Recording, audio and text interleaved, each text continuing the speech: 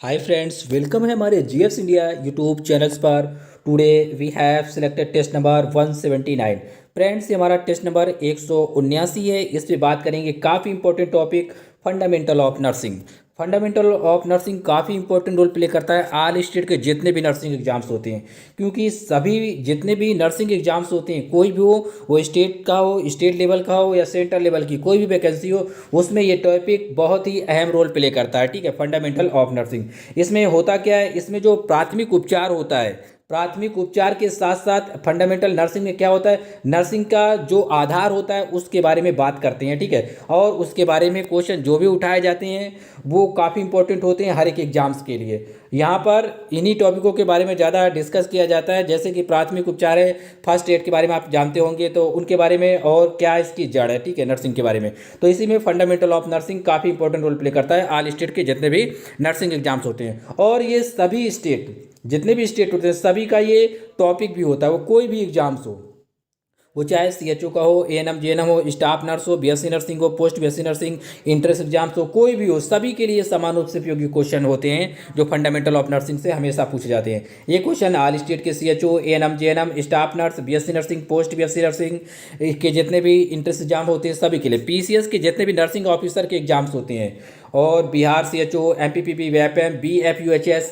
सभी के लिए समान रूप से उपयोगी क्वेश्चन है। ओके, इसके अलावा जैसे कि एम्स हो गया, पीजीआई हो गया, इनके जो भी नर्सिंग एग्जाम्स होते हैं स्टाफ नर्स के, उनके लिए आर्मी नर्सिंग, सीआरपीएफ नर्सिंग में एंट्रेंस एग्जाम्स होते हैं, एमपीपीबी, वैपएम्स, ऑल स्टेट के कम्पिटेटिव एग्जाम, जैसे कि Uttar Pradesh NHM, Madhya Pradesh CHO NHM, Bihar, Kerala, Rajasthan, Punjab, Chandigarh, Haryana, Jammu Kashmir, सभी के लिए, उत्तराखंड के जो भी एनएचएम एग्जाम्स हैं उनके लिए भी वेरी वेरी इंपॉर्टेंट है। ओके, चलते हैं। क्वेश्चन नंबर फर्स्ट है, आपकी स्क्रीन पर पढ़े फिर आंसर बताएं। Question number first, question number first में पूछा गया है, मूत्र के नमूने से बेनिडिक्ट टेस्ट निम्न में से किसका पता लगाने के लिए किया जाता है। Benedict test from urine sample is done to find which of the following according to option you have to select the right answer.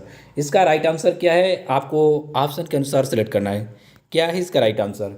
जो बेनिडिक्ट टेस्ट होता है, एक प्रकार का टेस्ट होता है, इसमें यूरिन में क्या पता लगाने के लिए किया जाता है। इसका जो राइट आंसर होगा ऑप्शन ए होगा। क्या? Option A is the right answer. Glucose का पता लगाने के लिए ये टेस्ट किया जाता है। किसका पता लगाया जाता है?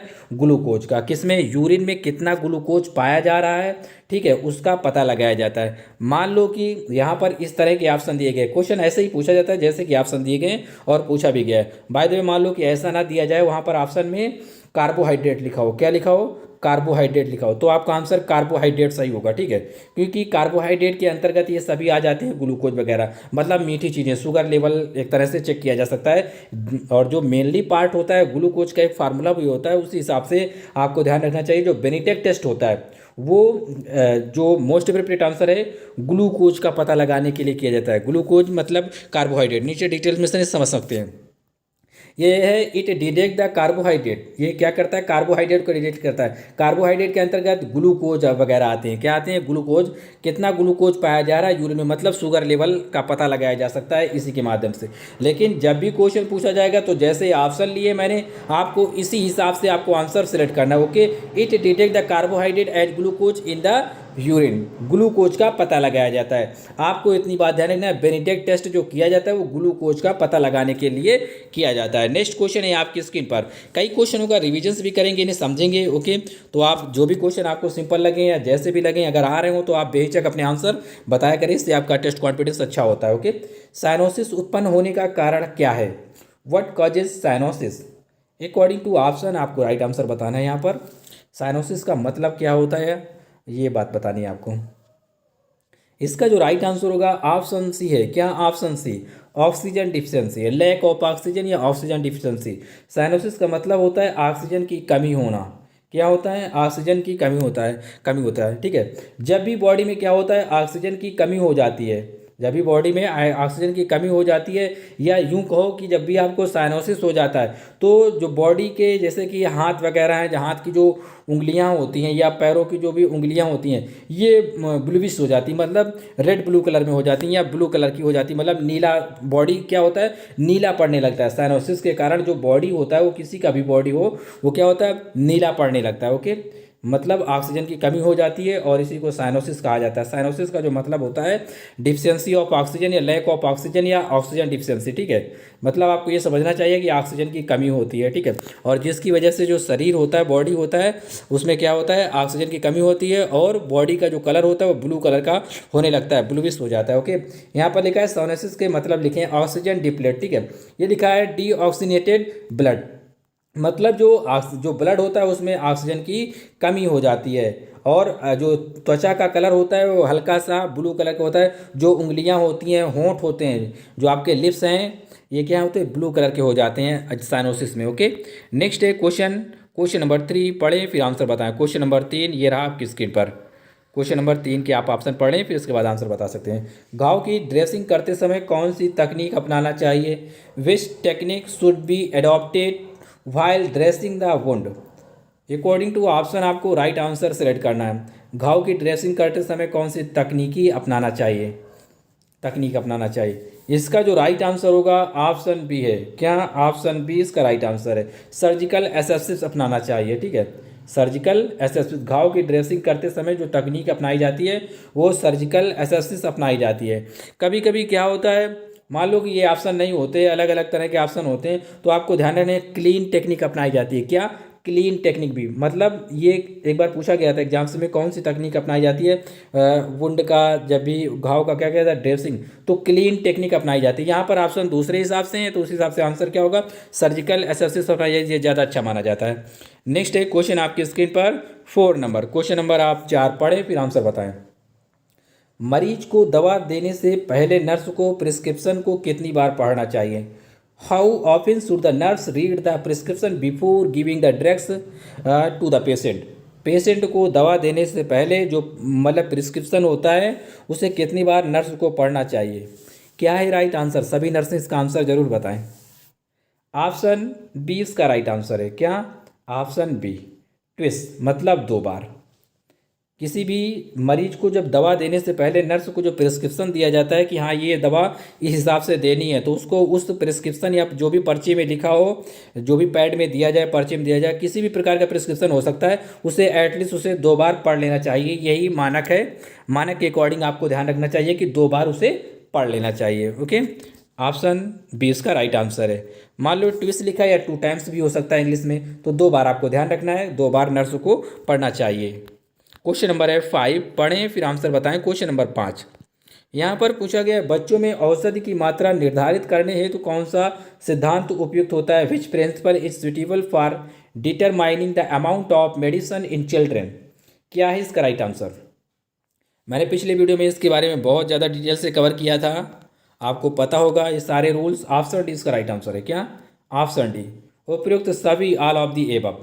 ये क्लार्क नियम, यंग का रूल, मतलब यंग का नियम, फ्राइड का रूल, ठीक है, ये तीनों रूल का यूज किया जाता है। बच्चों की जो औषधि होती है, मेडिसिन को निर्धारित करने के लिए जो सिद्धांत तो प्रयुक्त होते हैं या प्रिंसिपल यूज किए जाते हैं, क्लार्क के नियम के अनुसार, यंग के नियम के अनुसार, फ्राइड के नियम के अनुसार बच्चों को मेडिसिन दी जाती है। अब ये इतने नियम क्यों प्रयोग होते हैं? जैसे कि मान लो किसी बेबी की मतलब एज क्या है, 6 महीने है, ठीक है, किसी के 2 साल है, तो मैंने पिछले वीडियो में बताया था जो 178 वीडियो है, ठीक है, जिन्होंने नहीं देखा इसे जरूर देख लेना, काफ़ी इंपॉर्टेंट है ये। उसमें मैंने बताया था क्लार्क के नियम में क्या होता है, इसमें क्या होता है, वेट के अनुसार दवा दी जाती है, ठीक है। यंग में क्या होता है, इसमें ईयर के अनुसार, फ्राइड के अनुसार, मतलब देख लेना पिछला वीडियो 178 वाला वीडियो देख लेना। किसी में महीने के अनुसार था, किसी में ईयर्स के अनुसार था। उसी हिसाब से क्या होता है, बच्चों में इन मेथड का यूज किया जाता है, इन प्रिंसिपलों का यूज करके दिया जाता है। पिछले वीडियो में 178 में एक थोड़ी सी स्पेलिंग प्रॉब्लम थी,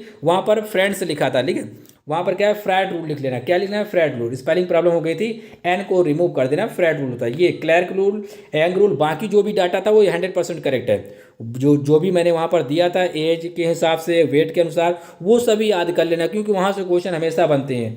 तो इसलिए यहाँ पर जो बच्चों की औषधि दी जाती है, वहाँ पर भी मैंने यही मेंशन किया था, जो बच्चे होते हैं, जो चिल्ड्रंस होते हैं, उनकी जो औषधि निर्धारित की जाती है उसमें कौन कौन से नियम या प्रिंसिपल लागू होते हैं। तो ये नियम, ये प्रिंसिपल होते हैं, इनके अनुसार क्या होती है, मेडिसिन प्रोवाइड की जाती है। ओके, पिछला वीडियो देख लेंगे, आपको अच्छे से समझ में आ जाएगा। नेक्स्ट क्वेश्चन है आपकी स्क्रीन पर, क्वेश्चन नंबर 6 पढ़ें फिर आंसर बताएं। क्वेश्चन नंबर 6, मल में रक्त की उपस्थिति क्या कहलाती है? What is the presence of blood in the stool called? क्या है इसका राइट आंसर? काफ़ी अच्छा क्वेश्चन है। ऑप्शन सी इसका राइट आंसर है, मेलना। क्या कहलाती है? मेलना। रक्त में, मल में रक्त की उपस्थिति क्या कहलाती है? जीआई ब्लीडिंग की वजह से ऐसा होता है, ठीक है, जीआई इन्फेक्शन की वजह से ऐसा होता है, मतलब गैस्ट्रो इंटेस्टाइनल इन्फेक्शन की वजह से ऐसा होता है, तो मेलना कहलाता है। क्या कहलाता है? मेलना। जैसा लिखा क्वेश्चन, आंसर याद कर लेना, इतना ही इंपॉर्टेंट है आपके लिए। अब इसका जो एक और नाम होता है, बाय द वे, मेलना ना मिले तो आपको क्या करना चाहिए? ये वाला आंसर देखना चाहिए, लिखा है हेमेटोचेजिया। क्या लिखा है? हेमेटोचेजिया। ये और ये आपस में एक दूसरे के सिनोनिम्स हैं। आप जब इसको डिफाइन करेंगे तो थोड़ा सा डिफरेंट पाएंगे, थोड़ा सा डिफरेंट पाएंगे। इसमें जो स्टूल का कलर होता है वो ब्लैक होता है, किसमें? मेलाना में। इसमें क्या होता है? ब्राउन रेडनेस होता है, ठीक है, इसमें हेमेटोचेजिया में। लेकिन ये एक दूसरे के सिनोनिम्स हैं। आप यूँ समझें कि मेलेना और ये हेमेटोचेजिया ये आपस में एक दूसरे के सिनोनिम्स हैं। तो आपको यही वर्ड दोनों लिख लेना चाहिए सिनोनिम्स में, क्योंकि कोई भी पूछा जा सकता है एग्जाम्स में। क्वेश्चन नंबर है 7। क्वेश्चन नंबर 7 पढ़ें फिर आंसर बताएं। रिंगर लैक्टेट घोल कैसा होता है? What is a Ringer lactate solution? क्या है इसका राइट आंसर? क्या है इसका आंसर? इसका जो राइट आंसर है ऑप्शन सी है। क्या? ऑप्शन सी इसका राइट आंसर है। आइसोटैनिक सॉल्यूशन होता है, ठीक है। जो रिंगर लैक्टेट घोल होता है ये कैसा सॉल्यूशन होता है? ये होता है आइसोटोनिक सॉल्यूशन होता है, ठीक है। यहाँ पर सॉल्यूशन लिखा जाता है, जो रिंगर लैक्टेट यहाँ पर लिखा हुआ है ना, इसे ऐसे लिखा जाता है कभी कभी। आरएल सॉल्यूशन कैसा होता है? तो आपको ध्यान रखना चाहिए, आइसोटोनिक होता है। कैसा होता है? आरएल, इसी को पढ़ा। आर फॉर होता है रिंगर, एल फॉर होता है लैक्टेट, और घोल का मतलब होता है सॉल्यूशन, ठीक है। आरएल घोल या आरएल सॉल्यूशन कैसा होता है? ये आइसोटोनिक होता है। कैसा? आइसोटोनिक। ओके, उम्मीद करता हूँ समझे होंगे ये। अब आइसोटोनिक का मतलब क्या होता है? Being isotonic means the fluid have the same osmotic pressure as blood, ठीक है। अब इसमें ये दिया कब जाता है, इसके बारे में थोड़ा बात करते हैं। इसका काम जो होता है आरएल का, इसका जो काम होता है, ये solution will be increase the fluid volume in your body. ये क्या करता है? आपकी बॉडी में क्या करता है? फ्लूइड वॉल्यूम को क्या करता है? इंक्रीज कर देता है, बढ़ा देता है। ओके, यहाँ पर कुछ डिटेल्स में से इसे समझ ले आप। जो और दूसरे नाम होते हैं, जैसे कि आरएल वाला रिंगर लैक्टेट है, इसे सोडियम लैक्टेट सॉल्यूशन के नाम से भी जाना जाता है। किस नाम से? सोडियम लैक्टेट सॉल्यूशन के नाम से जाना जाता है। RL is an the IV intravenous fluid. कैसा फ्लूइड होता है? इंट्रावेनस फ्लूइड होता है, या आप समझें आईवी मतलब होता है इंट्रावेनस, एक प्रकार का फ्लूइड होता है। आरएल का मतलब एक प्रकार का क्या होता है? द्रव या लिक्विड या फ्लूइड होता है। You may receive if you are the dehydrate. ये तब आपको दिया जाता है, तब आप लेते हैं जब आपके अंदर क्या होती है? डिहाइड्रेशन होता है, मतलब पानी की कमी हो जाती है, ठीक है। पानी की कमी हो जाती है, डिहाइड्रेशन होता ये कब चीज़ें हैं? ये कब दिया जाएगा? जब भी मान लो कभी सर्जरी वगैरह किसी पेशेंट की होती है, तब ये दिया जाता है इस प्रकार का फ्लूइड, ताकि जो इसका मतलब क्या नाम, आरएल जो है ये क्या करता है? आपका फ्लूइड वॉल्यूम बढ़ा देता है, बॉडी के आपका क्या करता है?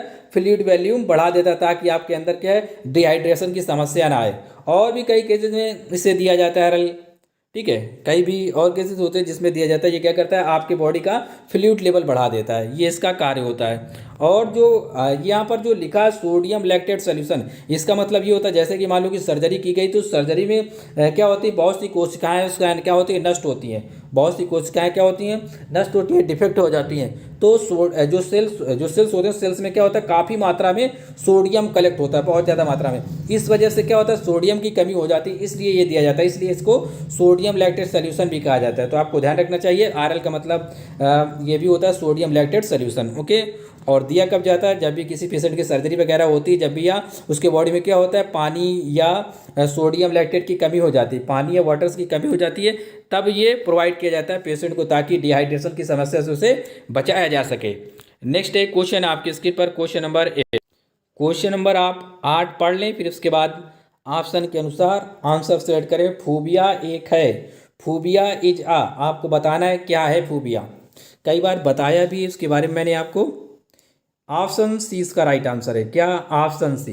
एक प्रकार का मानसिक विकार है, मानसिक रोग है, ठीक है, मेंटल डिसऑर्डर है। Phobia is a mental disorder. मैंने इसको कई बार आपको बताया है कि जैसे फोबिया में क्या होता है? लोगों को बिना वजह का डर लगता है। फोबिया में होता क्या है? लोगों को बिना वजह का डर महसूस होता है। वो चीज़ वास्तव में वैसी हो या ना हो, ठीक है।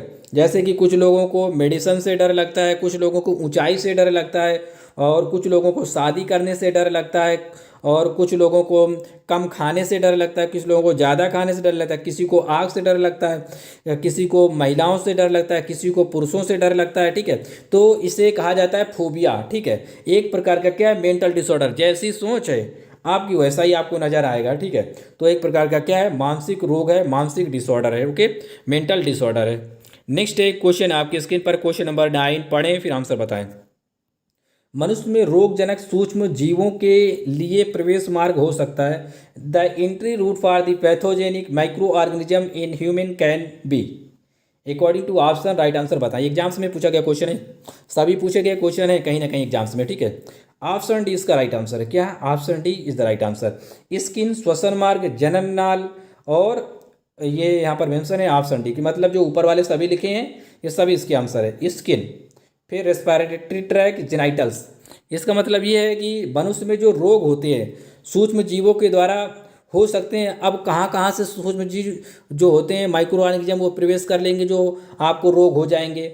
आपकी स्किन के माध्यम से आपको रोग हो जाता है। मान लो किसी को खुजली है, आप उसी के साथ लेट गए, बैठ गए, या हाथ मिला लिया, या मान लो जैसे कोरोना जैसे लक्षण हो गए। ठीक है, हाथ मिलाने से आपने उसको क्या किया, अपने मुंह नाक में कहीं पर भी लगा लिया, इसके माध्यम से आप इफेक्ट हो सकते हैं। या किसी ऐसी चीज़ जैसे एलर्जी वगैरह है, स्किन टू स्किन भी फैल सकती है। ठीक है, रेस्पिरेटरी ट्रैक का मतलब कोई आपके सामने खींच रहा है, मतलब खांस रहा है या छींक रहा है। ठीक है, तो आप सांस ले रहे हैं तो इसके माध्यम से आपके अंदर ड्रॉपलेट जा सकते हैं। तो ये क्या है, श्वसन मार्ग के माध्यम से भी आप क्या हो सकते हैं, संक्रमित हो सकते हैं, मतलब आपके अंदर रोग हो सकते हैं, रोगजन आप हो सकते हैं। जेनाइटल्स एरिया का मतलब क्या है कि जो भी मेल फीमेल्स में जेनाइटल स्पार्ट पाए जाते हैं, इसके माध्यम से भी क्या है, वो संक्रमित हो सकते हैं। मान लो कि बाइसेक्सुअल हो सकते हैं, जैसे आपको पता है एसटीआई डिसीजेज कई प्रकार की होती है। ठीक है, जैसे गुनोरिया, सिफिलिस वगैरह कई बार बताया था मैंने।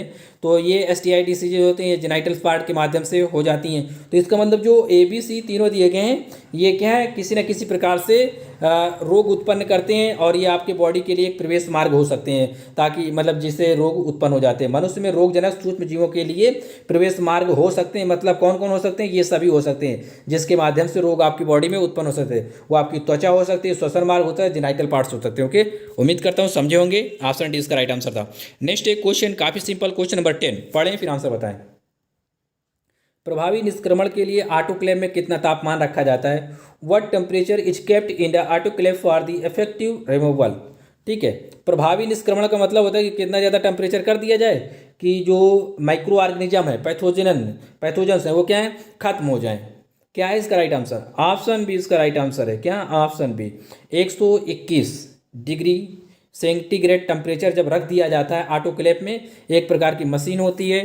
ठीक है, जब इसमें क्या होता है 121 डिग्री टेम्परेचर रख दिया जाता है बॉडी का, तो होता क्या है, जितने भी उसमें माइक्रो ऑर्गेनिज्म होते हैं, वायरस, बैक्टीरिया, फंगस, ये क्या होते हैं, सब खत्म हो जाते हैं, नष्ट हो जाते हैं। ओके, ऑप्शन बी इसका राइट आंसर है। लगभग टाइमिंग अगर बात की जाए तो कितने समय के लिए ऐसा किया जाता है टाइमिंग के लिए, तो टाइमिंग इसकी जो होती है एटलीस्ट 30 मिनट। कितना, 30 मिनट, 30 मिनट के लिए, सॉरी 30 मिनट के लिए इसे ऐसा किया जाता है, 30 मिनट के लिए। ओके, टाइमिंग की बात करें तो कम से कम 30 मिनट तक उसे ऑटोक्लेव में रखा जाएगा।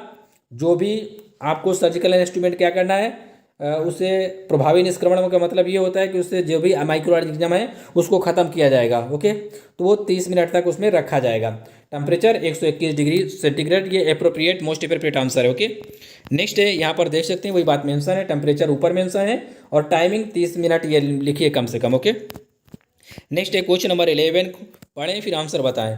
किसी पदार्थ की सूक्ष्म मात्रा में जो उस पदार्थ के संपूर्ण गुणों को प्रदर्शित करती हो क्या कहलाती है। In a microscopic quantity of a substance which exhibits the entire properties of that substance, what is called. आप क्वेश्चन पढ़ ले फिर इसका आंसर सेलेक्ट करें, क्या होगा, हो सकता है इसका आंसर।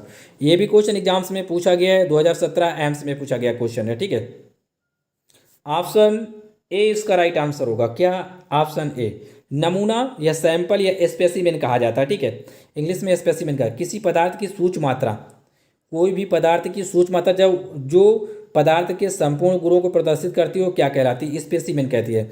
आपने कई दवाएं या कई मेडिसिन देखा होगा, या कई बुकें आपने देखी होंगी, या कोई भी चीज़ हो, जब भी उसका ट्रायल किया जाता है तो उसका क्या होता है, कुछ पार्ट क्या होता है वो फ्री में बांटा जाता है सैंपल के रूप में।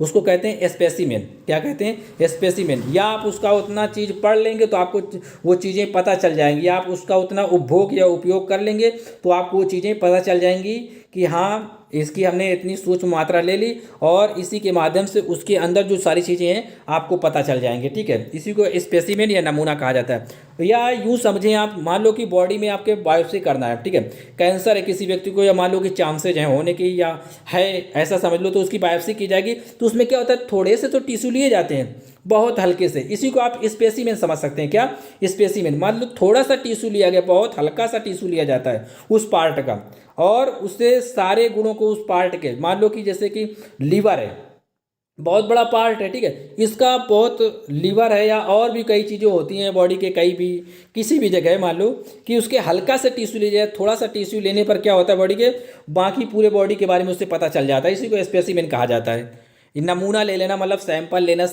या यूँ कहें कि स्पेसिमेन के लिए उसको सैंपल ले लेना, ठीक है, ताकि पता चले आपके बॉडी में कितना ब्लड पाया जाता है। बहुत सारा ब्लड पाया जाता है, लेकिन आपके बॉडी के अगर करेक्टर पता करने हो, गुण पता करने हो, ठीक है, तो आपके बॉडी का थोड़ा सा ब्लड ही काफ़ी है आपकी बॉडी के चरित्र बताने के लिए। ठीक है, आपकी बॉडी में कौन सा ब्लड ग्रुप है, कौन सी बीमारी है, कैसा है, सारी चीज़ें पता चल जाएंगी, नेगेटिव पॉजिटिव सब चीज़ें। ठीक है, तो इसी को स्पेसिमेन कहा जाएगा। ओके, समझ गए होंगे, ऑप्शन इसका राइट आंसर है। नेक्स्ट एक क्वेश्चन आपकी स्क्रीन पर, क्वेश्चन नंबर 12, पढ़ें फिर आंसर बताएं। अस्पताल से प्राप्त होने वाले संक्रमण को इस नाम से भी जाना जाता है। Hospital acquired infection is also known by this name.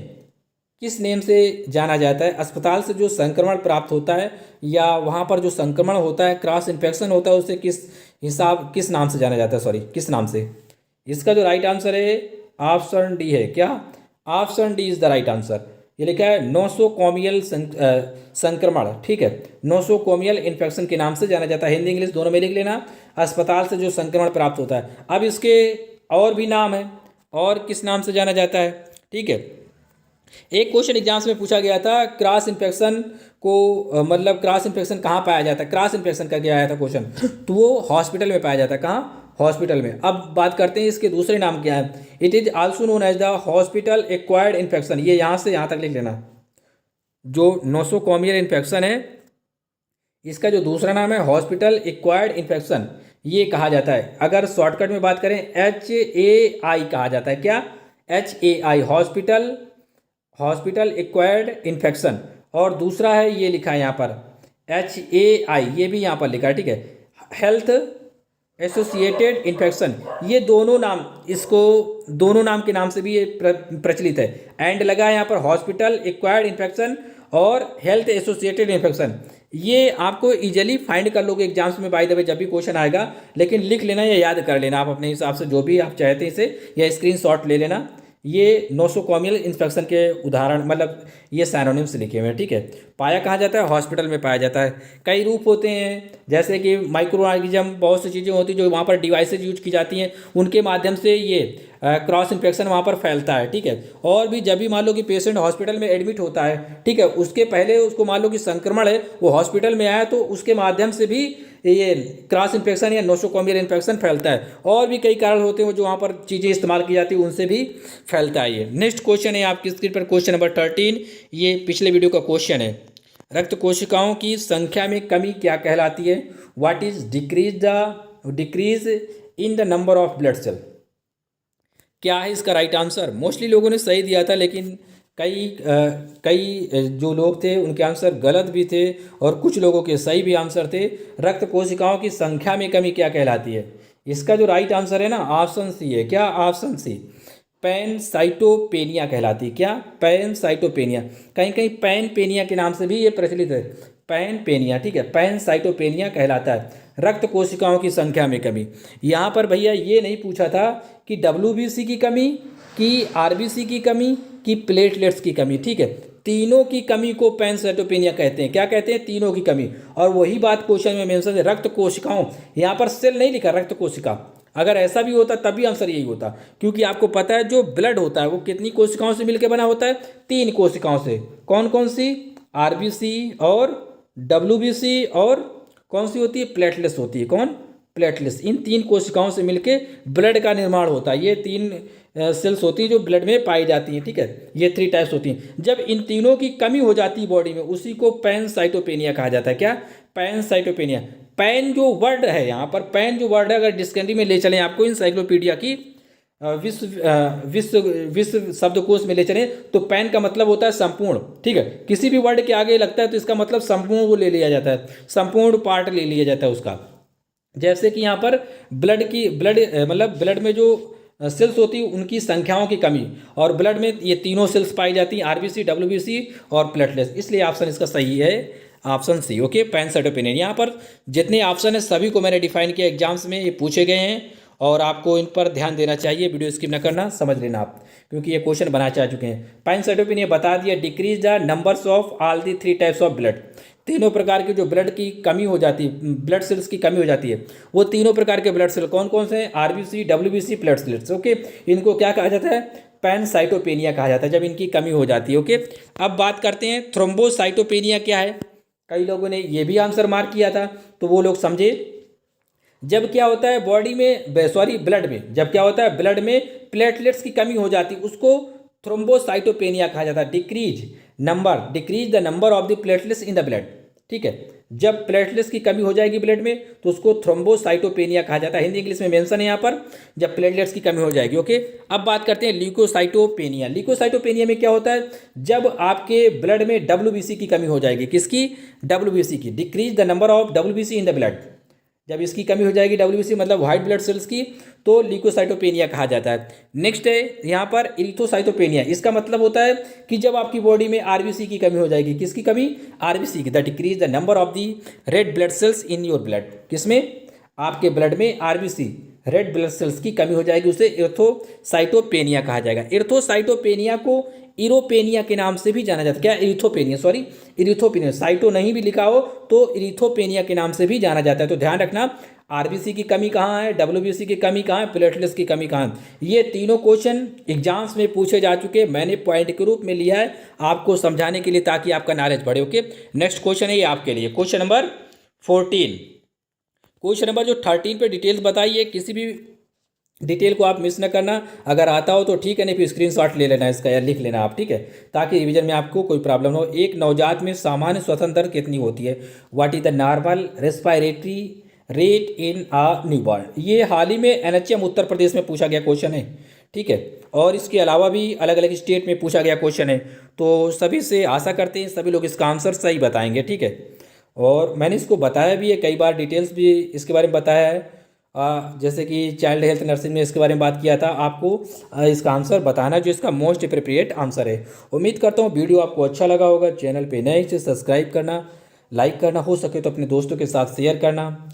और जो भी नॉलेज मैंने बताया आपको, जो भी पॉइंट बताया, जो भी फैक्ट, वो सभी आपके एग्जाम के दृष्टि से काफ़ी हेल्पफुल थे और ये सभी क्वेश्चन पूछे गए एग्जाम्स में थे, ठीक है। क्योंकि ये जितने भी क्वेश्चन मैं लेता हूँ तो अक्सर एग्जाम्स में पूछे जाते हैं। आपको बहुत सारे ऐसे क्वेश्चन हो जो एग्जाम्स में पॉइंट टू पॉइंट मिल जाएंगे। अगर पॉइंट टू पॉइंट नहीं मिल जाते तो जो हम डिटेल्स बताते हैं आपको, ठीक है, आपको उस पर बहुत फोकस करना चाहिए। किसमें? डिटेल्स में। जब भी आपको मान लो क्वेश्चन टू आंसर नहीं मिलेगा तो डिटेल से क्वेश्चन 100% फंसेगा, क्योंकि मेडिकल में detail is a very important role play करती है, समझे, बहुत ज़्यादा रोल प्ले करती है। इसलिए आपको समझना चाहिए जो भी डिटेल्स में बताता हूँ, सभी एग्जाम्स के लिए होता है। मैं वही फैक्ट लाता हूँ, की पॉइंट लाता हूँ जो आपको एग्जाम्स में मिल सकते हैं, जहाँ से क्वेश्चन बनाए जा सकते हैं। अब अपनी वाणी को मैं यहीं से विराम देता हूँ। मिलेंगे नेक्स्ट वीडियो में, तब तक के लिए टाटा बाय बाय।